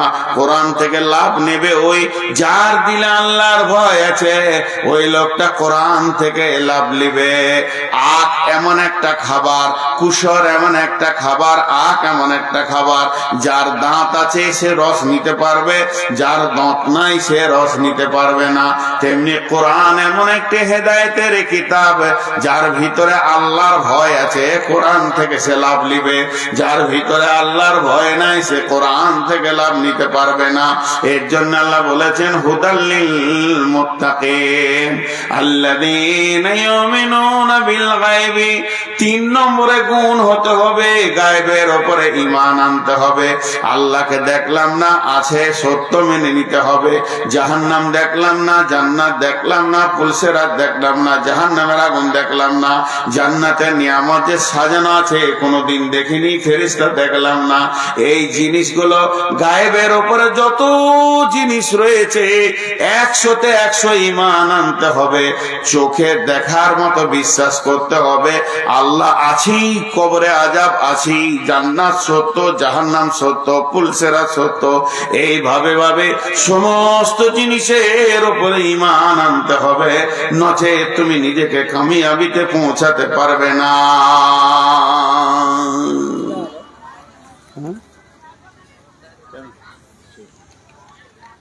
তোমাকে কামিয়াতে পৌঁছাতে গেলে বিশ্বাস করতে হবে আছি। আল্লাহ নবী, একটা সাহাবীর নাম বুরাইদা, বুরাইদাকে ডেকে বলছেন, হে বুরাইদা তুমি আমার কাছে এসো। বুরাইদা যখন নবীজির কাছে আসলেন, নবীজি বললেন, বুরাইদা রে তোমার ঈমান কেমন আছে তুমি বলো, তোমার ঈমানের অবস্থাটা বলো, কোন অবস্থায় তুমি দাঁড়িয়ে আছো ঈমানে। হযরতে বুরাইদা বলছেন, ইয়া রাসূলুল্লাহ আমি ঈমানে 100তে 100 দাঁড়িয়ে আছি, আমার ঈমান এতটুকু কমেনি, আমি ঈমানে 100তে 100 দাঁড়িয়ে আছি। নবীজি বললেন, বুরাইদা রে তুমি নিজেকে ঈমানদার বলে দাবি করেছো, কেন নিজেকে ঈমানদার বলে দাবি করলে এটা আমাকে পরিষ্কার করে বুঝিয়ে দাও। হযরতে বুরাইদা বলছেন, ইয়া রাসূলুল্লাহ আমি সকালে যখন উঠেছি ঘুম থেকে, তখন থেকে আমি জাহান্নামের ভয়ে আছি, জান্নাতের আশায় আছি। আপনি যেমন যেমন যেমন যেমন জাহান্নামের কথা বলেছেন, আমি তেমন তেমন তেমন তেমন জাহান্নামকে 2টি চোখে মনে হচ্ছে যেন দেখতে পেয়েছি। আপনি আল্লাহ যেমন যেমন যেমন যেমন কোরআনে জাহান্নামের কথা বলেছেন, আমার মনে হচ্ছে আমি ওই রকম জাহান্নামকে দেখছি। জাহান্নামের আগুনের আর্তনাদ, আগুনের ডাক, আগুনের কাক আর জাহান্নামীদের আর্তনাদ আমি যেন কানে শুনতে পেয়েছি। ইয়া রাসূলুল্লাহ আপনি জান্নাতের কথা যেমন যেমন যেমন বলেছেন, আল্লাহর কালাম পাক যেমন বলেছে, আমি ওই রকম জান্নাতকে মনে হচ্ছে দেখতে পেয়েছি। এইভাবে আমার সকাল গেছে, এইভাবে আমার দুপুর গেছে, এইভাবে আমার সন্ধ্যা হতে চলেছে। আল্লাহর নবী বললেন, বুরাইদা রে তুমি হলে প্রকৃত ঈমানদার, তুমি যে ঈমানের দাবি করেছো তোমার দাবিটা সত্য। অতএব শুনেলেন বন্ধুরা আমার, ঈমান একটা এমন জিনিস, গায়েবের জিনিসকে দেখতে পাবে। ওই জন্য আল্লাহ বলেছেন, যদি তুমি সফল কাম হতে চাও তোমার ভিতরে 8টা গুণ থাকতে হবে।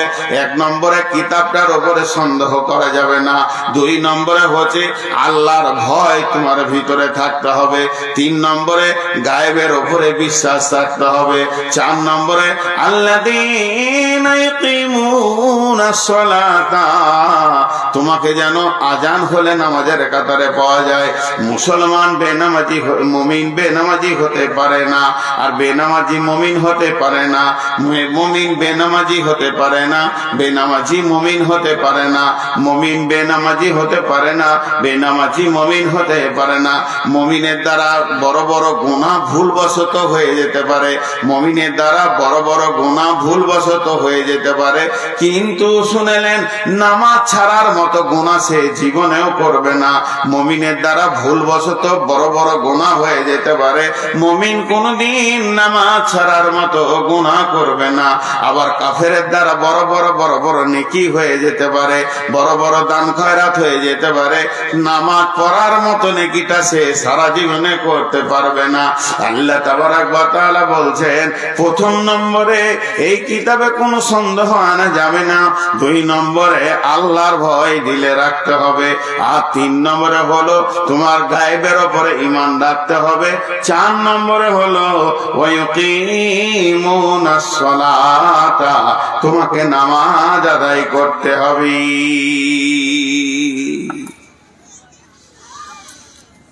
ভয় মানুষের সব গুনাহ ছাড়িয়ে দেয়। আমাদের দিলে তো আল্লাহর ভয়ই নেই, আমাদের দিলে আল্লাহর ভয়ই নেই। আল্লাহ বলছেন, ওয়ান্না হাযা সিরাতী মুস্তাকিমা ফাত্তাবিউহু ওয়ালা তাত্তাবিউ সুবুলা ফাতাফাররাকা বিকুম আন সাবিলি যালিকুম ওয়াসাকুম বিহি লাআল্লাকুম তাত্তাকুন। আল্লাহ বলছেন, হে আমার গোলামের দল, ওয়ান্না হাযা সিরাতী মুস্তাকিমা, এটাই হচ্ছে সোজা রাস্তা, যে রাস্তায় হাঁটলে তুই জান্নাত পেয়ে যাবি।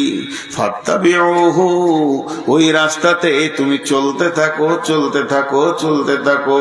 ওয়ালা তাত্তাবিউ সুবুলা, অন্য রাস্তায় তুমি চলিও না, অন্য রাস্তায় চললে ফাতাফাররাকা বিকুম আন সাবিলি, আমার কাছ থেকে অনেক দূরে সরে চলে যাবে।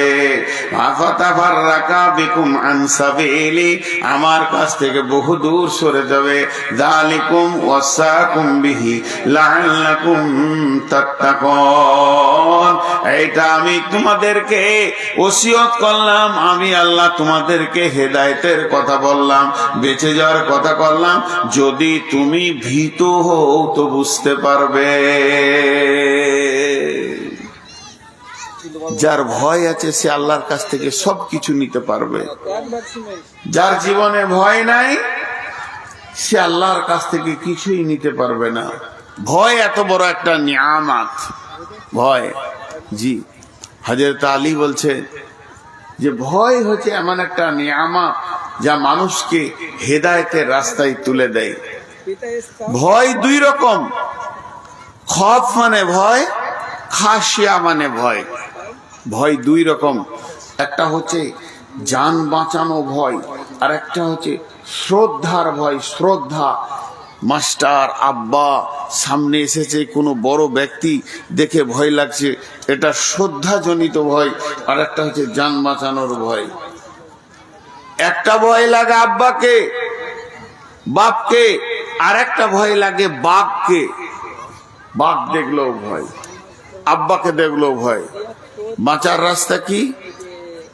যখন তুমি আব্বাকে দেখে ভয় লাগবে, যখন তোমার নিজের পিতাকে দেখে ভয় লাগবে, তুমি দৌড়ে পালাবে না, দৌড়ে পালাবে না, দৌড়ে পালাবে না, আব্বা বলে গলাটা জড়িয়ে ধরবে, সঙ্গে সঙ্গে তোমাকে জিলাপি দেবে, পাঁপড় দেবে, মিষ্টি দেবে, রসগোল্লা দেবে। আর যখন তোমাকে বাঘকে দেখে ভয় লাগবে, রয়্যাল বেঙ্গল টাইগার চলে এসেছে মালদার মাঠে, আমের বাগানে কিংবা ভুট্টা ভুঁয়ে, যখনই আপনি কথাটা শুনে নিলেন, তা আব্বাকে যেমন গলাটা জড়িয়ে ধরেছিলেন, ওই রকম বাঘকে ধরতে যেও না, তোমাকে ফেরে ফেলে দেবে, কলিজা খেয়ে নেবে, মরে যাবে। অতএব বাঘকে তখন কি করতে হবে? তোমাকে ওই জায়গা থেকে পালাতে হবে, অত দূর পালাতে হবে, যে জায়গাতে বাঘ নাই নিরাপত্তায় চলে যেতে হবে। আর যে জমিতে বাঘটা আছে জমির কাছে থাকা যাবে না। তেমনি ভয় হলো 2 রকম, একটা ভয় আল্লাহকে ভয়, আর একটা ভয় জাহান্নামকে ভয়। আল্লাহকে যখন ভয় লাগবে, আল্লাহকে যখন ভয় লাগবে তখন তুমি মসজিদে চলে যাও, সাজদায় পড়ে কাঁদো, ডাকতে রাখো, পুকারতে রাখো, ডাকতে রাখো, ডাকতে রাখো, ডাকতে রাখো, ডাকতে রাখো। ওকে ডাকো, ওর কাছে কাঁদো, ভয়ে ওর কাছে কাঁদো, ওকে ডাকো। লাভ কি হবে? তোমার গুনাহ মাফ হয়ে যাবে, জান্নাত পেয়ে যাবে, সহি রাস্তা পেয়ে যাবে, কিয়ামতের দিনে ডান হাতে সার্টিফিকেট পেয়ে যাবে, তুমি সফল কাম হয়ে যাবে। আর যখন জাহান্নামকে ভয় লাগবে, তো জাহান্নাম যেখানে আছে ওইখান থেকে পালাও। জাহান্নাম কোথায় আছে? ওই জায়গাটার নাম জানেন কি? জাহান্নাম ভুট্টা ভুঁয়ে আছে, না পাট ভুঁয়ে আছে, না আমের বাগানে আছে, না জঙ্গলের ভিতরে আছে? জি না, জাহান্নাম যে জঙ্গলে আছে, জঙ্গলটার নাম হলো গুনহা। গুনহার জঙ্গলে জাহান্নাম লুকিয়ে আছে। যদি তুমি বাঁচতে চাও জাহান্নাম থেকে, তো গুনহার জঙ্গল থেকে বেরিয়ে তুমি দৌড়তে দৌড়তে নেকির জঙ্গলে ঢুকে যাও। জাহান্নাম আর তোমাকে ধরতে পারবে না। জাহান্নাম থেকে বাঁচতে গেলে নেকির জঙ্গলে ঢুকতে হবে। ওই জন্যে যদি প্রকৃত সফলতা পেতে হয়, আল্লাহর কালামকে বিশ্বাস করার পরে পরে আল্লাহর ভয় হৃদয়ে আনতে হবে।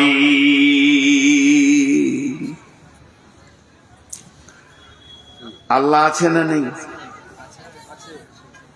আপনারা দু একজন আছেন, সব চলেই গেলেন। আসলে দোষ নাই, শীতটা বেশি। অন্য অন্য সময় রাগ লাগে, কথা বলে দিই দু চারটা, যে মানুষ ভালো লাগে, কিন্তু না, শীত বেশি। তো আপনারা বলেন আল্লাহ আছে না নেই? এটার নাম হচ্ছে ইল, জ্ঞান। আল্লাহ সম্পর্কে আপনাদের জ্ঞান আছে যে আল্লাহ আছে। আর ইমান লয়, ইমানটা হচ্ছে আল্লাহ আছি, এটার নাম ইমান। আছেটা জ্ঞান, জ্ঞান হয়েছে আছি, এটা ইমান। কিয়ামত হবেই, কবরে আযাব আছি, জাহান্নাম আছি, পুলিশের হাত আছি, এর উপরে দৃঢ় বিশ্বাস রাখতে হবে, তাহলে সে সফলতা পাবে। আর কি করতে হবে? নামাজ হলে, আজান হলে নামাজের কাতারে হাজির হতে হবে। যেখানেই থাকি আজান শুনে নিয়েছি, এখন আমার ঠিকানা হবে মসজিদ, সমস্ত কাজ ছেড়ে দিয়ে আমি আগে মসজিদে যাব।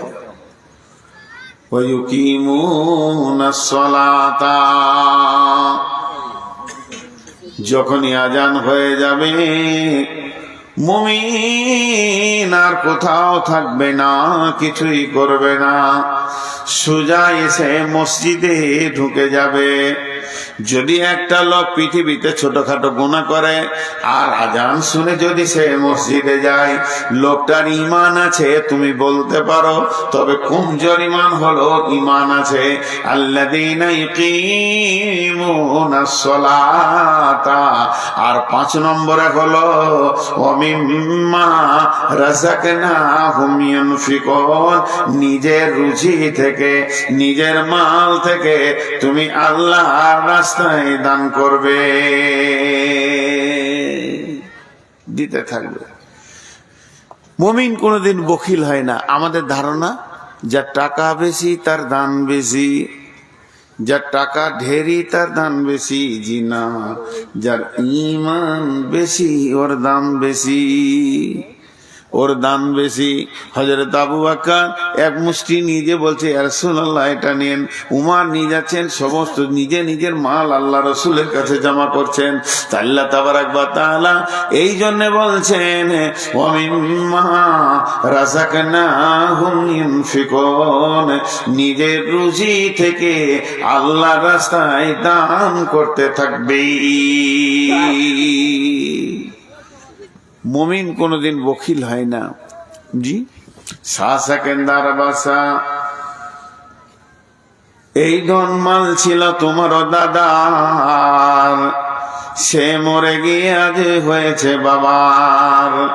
বাপেরই মালেতে তুমি ওয়ারিস হইলে, কাল ছেলে ওয়ারিস হবে তুমি মরে গেলে। ধন ধন করিও না, ধন বর্জন, মরিলে তোমার সঙ্গে যাবে না ধন।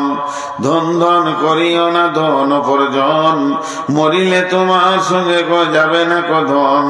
ধন জন উপার্জন না রহে কাহার, আনিত ভবেই নিত ব্যবহার। ধন জন উপার্জন না রহে কাহার, অপরে তোমার মালে উড়াবে বাহার। আজ তুমি বাস করিতেছ হয়ে সনকার, কালকে ছাড়িয়া যাবে সংসার সোনার। আজ তুমি গাড়ি ঘোড়া হইতেছ সবার, কালকে জানাজা সওয়ারি হইবে তোমার। আজ তুমি পরিতেছ রেশম পোষণ, কালকে পরিতে হইবে তোমাকে মরণের কাফন। মানব যদি হব মদের জ্ঞানী বিচক্ষণ, মজিয়া আল্লাহর প্রেমে কাটাও জীবন। ভুবিতে আসিয়া তুমি ভবের মেলাই, হেলাই কাটিও না মাতিয়া খেলাই। এ মেলাই বহু লোক আসিয়া ভূমিতে, সব চলে গেল কোথা দেখিতে দেখিতে। সংবাদ তাদের কিছু পাওয়া নাহি যায়, হায় আজ আছে তারা কি হালে কোথায়। নাই সে দেশে কেহ আল্লাহ বিনু আর, করিবে তাহাদের বিন্দু উপকার। দেখিতে আসিলাম মেলা দেখা হলো শেষ, চলো এবার ফিরে যায় আপনার দেশ। যেই দেশে ছিলাম পূর্বে চলো সেই দেশে, কি আসে রয়েছ বসে এসে পরবশে। মাতা পিতা ভাই বন্ধু আত্মীয় স্বজন, ক্রমে সেই দেশে সব করিল গমন। তোমার গমন কাল হয়ে উপস্থিত, সম্বল সংগ্রহণ কর যে কিঞ্চিত। শ্বাস কেনার বাসা মরিবার কালে, এই ওসিয়ত করেন ওয়ারিস সকলে। মরিলে আমার তরে শুনো বারে বার, কাফনের সাথে হাতে বেদনা আমার। সকলিতে মিলে জুলে খাটিলিতে করে, দুই হাত ঝুলাইয়া লইয়া যাইয়া মরে। এই হাল দেখে মোর যত মখলুকাত, আফসোস করিবে আর কহিবে এবার। সাত মুলুকের সেকেন্দার ছিল, সকলে থাকিল আজ খালি হাতে গেল। আল্লাহ নবী বলছেন, খাসলা তুমি উম্মতি মালে মালে মালে। আমার উম্মতের অভ্যাস হচ্ছে খালি মাল মাল। আর যত মাল তুমি তিন কাম করছো, ওই মালের ভিতরে তিনটি মাল তোমার। যেটা তুমি খাচ্ছ এই তোমার মাল, আর যেটা তুমি পড়ছো এটা তোমার মাল, আর যেটা তুমি দান করছো এটা তোমার মাল।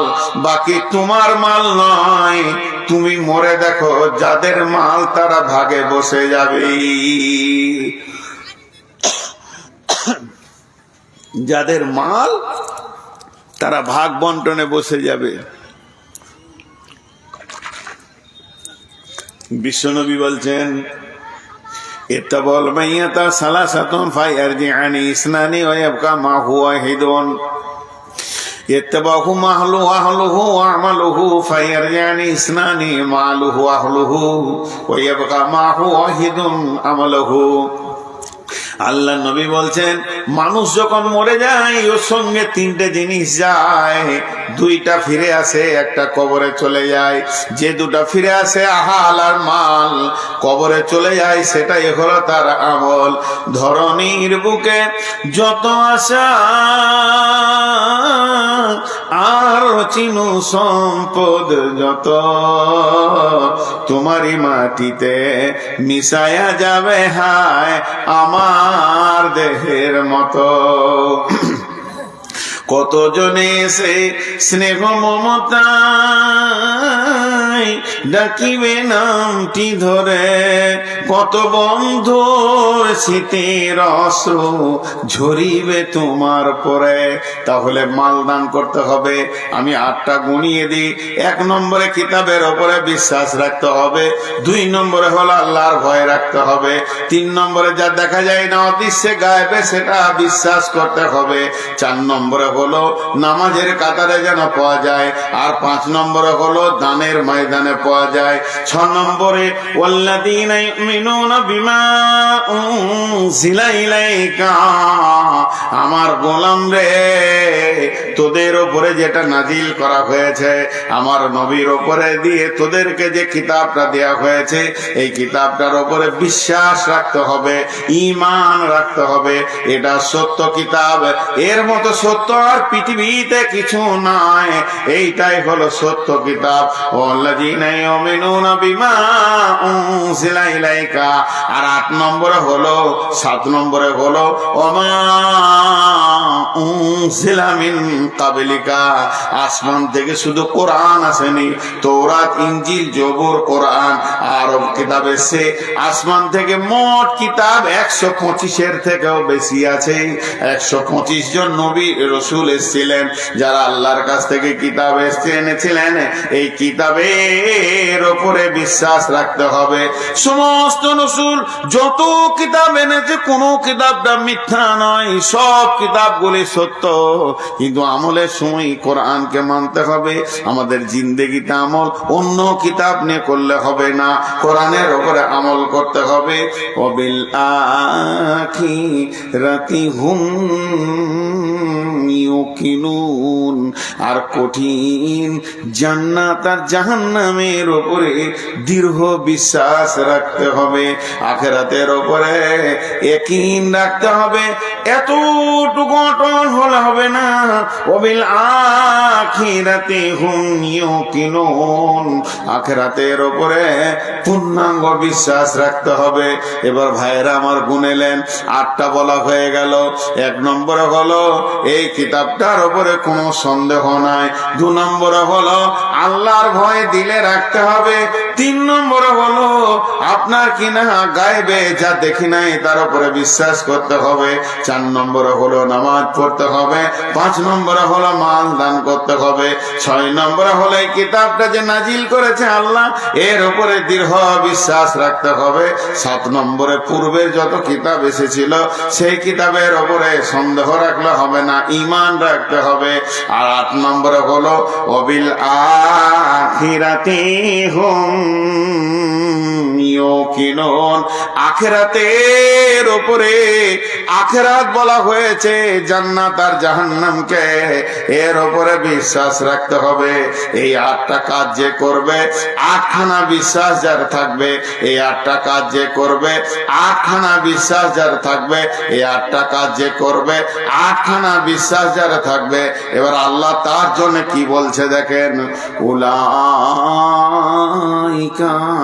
আলা হুদাম মির রাব্বিহিম ওয়া উলাইকা হুমুল মুফলিহুন। এই লোকগুলি, এই 8টা আমল করনে ওয়ালা আলা হুদাম মির রাব্বিহিম, তারা তাদের রবের রাস্তাতে আছে, বেঈমানি রাস্তাতে নাই, ভুল রাস্তাতে নাই, জাহান্নামের রাস্তাতে নাই, ঠিক রাস্তায় এরা চলছে। ওয়ালাইকা আলা হুদাম মির রাব্বিহিম, তার রবের রাস্তাতে আছে। ওয়া উলাইকা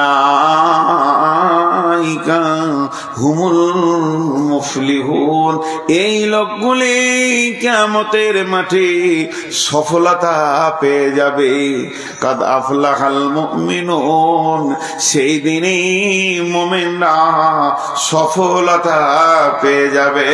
আনন্দে তারা হাসতে হাসতে জান্নাতে প্রবেশ করবে। এখন 2-4টা ছোট কথা বলবো। আজকের বক্তব্যের বিষয়টা 1 মিনিট আগে সেরে নি, নাহলে বুঝতে পারবেন না যে কি আজ বয়ান শুনলেন। প্রকৃত সফলকে, কামিয়াবকে, আমি ভাবছি আমি কামিয়াব, নামাজি ভাবছে আমি কামিয়াব, মাতাল ভাবছে আমি কামিয়াব, চোর ভাবছে আমি কামিয়াব, তাহাজ্জুদ পড়নেওয়ালা ভাবছে আমি কামিয়াব। আল্লাহ বলছেন প্রকৃত কামিয়াব ওই যে কিয়ামতের দিন ডান হাতে সার্টিফিকেট পাবে, আর প্রকৃত নাকাম ওই যাকে পেছন দিকে সার্টিফিকেট দেওয়া হবে আঁধারের ভিতরে। তবে যদি তোর ডান হাতে সার্টিফিকেট নেওয়ার ইচ্ছা থাকে তাহলে তুই নিজেকে পাক রাখ, না পাক করিস না। তার মানে পৃথিবীর সমস্ত হারামের মুখে লাত মেরে দে আর হালাল গুলোকে গ্রহণ কর, তাহলে কিয়ামতের মাঠে তুই বেঁচে যাবি। আর যারা সফলতা কিয়ামতের মাঠে পাবে তাদের 8টা গুণ হবে। 1 নম্বর গুণ হবে তারা কোরআনকে বিশ্বাস করবে, সন্দেহ করবে না। 2 নম্বর তাদের হৃদয়ে আল্লাহর ভয় থাকবে। 3 নম্বরে আল্লাহকে না দেখেও বিশ্বাস করবে। 4 নম্বরে নামাজ আদায় করবে। 5 নম্বরে যেখানেই দান খয়রাত চলবে সেখানে তার হাত লম্বা হয়ে যাবে। 6 নম্বরে সে এই নাজিলকৃত কিতাবকে বিশ্বাস করবে। 7 নম্বরে সে পূর্বের কিতাবকেও বিশ্বাস করবে। 8 নম্বরে সে জান্নাত জাহান্নামের উপরে দৃঢ় বিশ্বাস রাখবে।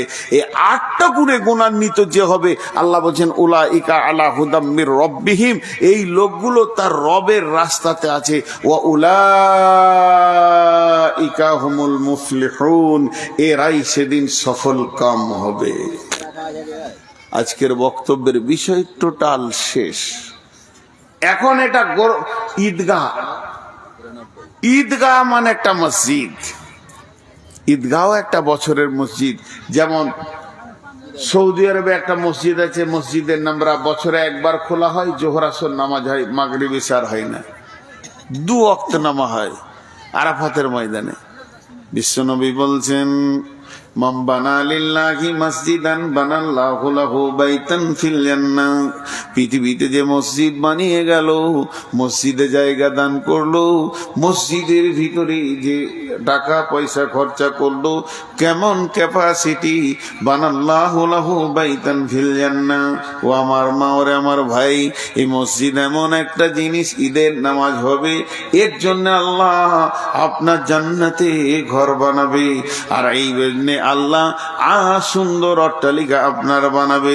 আপনি ভাবতে পারবেন না আল্লাহ তাবারাক ওয়া তাআলা আপনাকে কেমন ঘরে জান্নাতের মধ্যে দেবেন। অতএব মসজিদের জন্য যে পৃথিবীর বুকে কিছু করে গেল, আল্লাহ তাকে কঠিন কিয়ামতের দিনে নন্দর অট্টালিকায় রাখবি।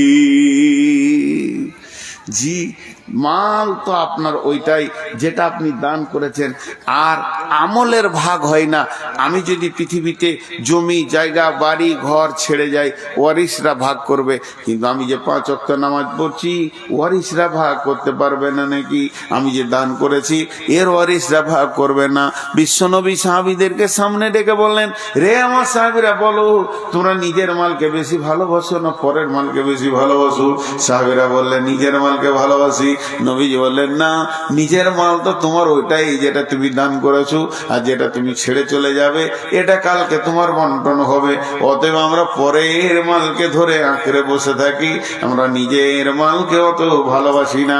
ভাই আমার, বোন আমার, মসজিদের জন্য দেবেন, পৃথিবীর মাটিতে দেবেন, আখিরাতের মাটিতে আল্লাহ আপনাকে দান করবি।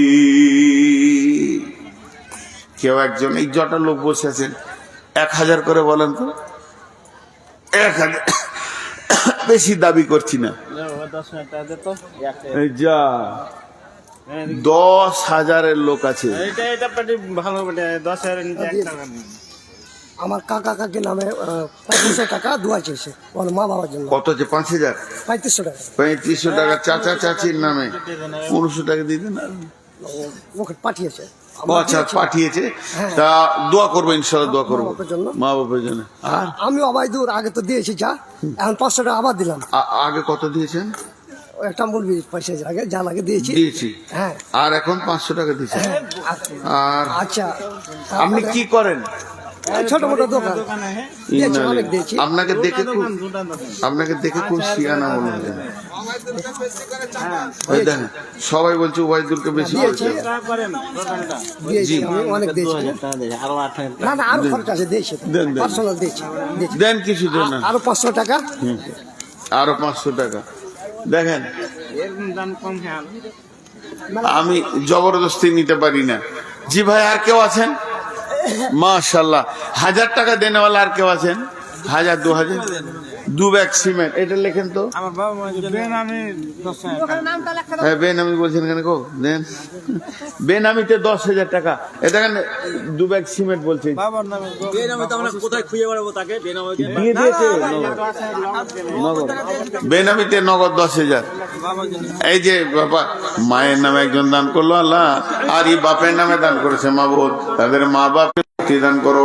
যদি তোমার আদালতে বাঁধা পড়ে যায় আল্লাহ তুমি ক্ষমা করে দাও। ই আল্লাহ তুমি এদের দানগুলোকে কবুল করো। মাকে তুমি জান্নাতুল ফেরদাউস দাও, জান্নাতের মধ্যে তুমি তার বাপে জান্নাতের মধ্যে রাখিও। মা বাপের দুদিনই দিদার করবে, কঠিন কিয়ামতের দিন আল্লাহ হজের কাউসারে পানি পান করাবে। আমিন আল্লাহুম্মা আমিন। জাযাকাল্লাহ। 50 টাকা আল্লাহ তোমার দান